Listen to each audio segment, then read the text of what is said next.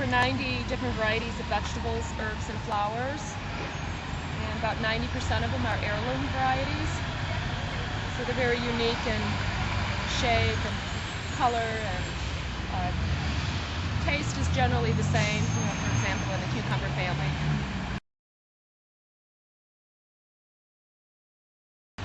It means that the seed has been passed down from generation to generation for at least 50 years without having been genetically modified in any way. They're open pollinated, so many of the varieties won't cross-pollinate with each other. They also have a story. In general, there's a story about my great-great-great-great-great-great-grandparents, gave this to the great-great-grandparent, who gave it to the great-grandparent, who gave it to the grandmother, who gave it to the daughter, who's giving it to their daughter. So many of these plants have a story. We've started to research some of those stories and are creating history cards.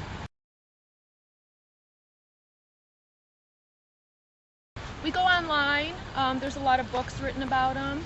There's a lot of history that's been written about these plants because people saw them as being important, that story be told about our vegetable world. Today we're harvesting for the South Wedge Farmers Market.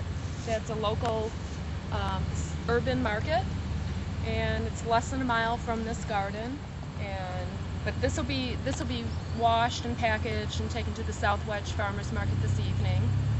And then the remaining produce, so we sell about half of what we bring, and the rest of the produce will go to the cafeteria, not for processing into meals, but the cafeteria staff will put out the food at the end of the day, and any student, teacher, or parent who enters the school to pick up their children can take produce home with them.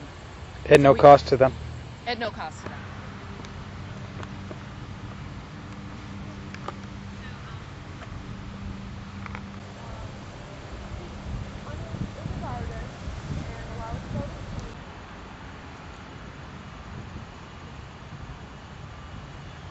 So Erica, you're the farmer. Correct. For Rochester Roots. Correct. And how would you describe your job?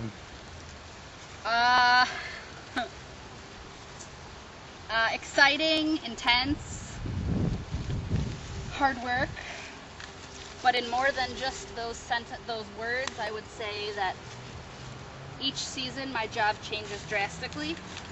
Spring is greenhouse, summer is harvesting and garden maintenance along with the internship program. Fall is bringing the kids back out into the gardens, more harvest, more farmers market, similar to summer, except then the gardens get closed down at the end of end of November. And then December, January, February is all office related work, planning, doing the farm maps, getting organized, taking inventory, ordering seeds, research, crop rotation, those kinds of duties. Mm-hmm.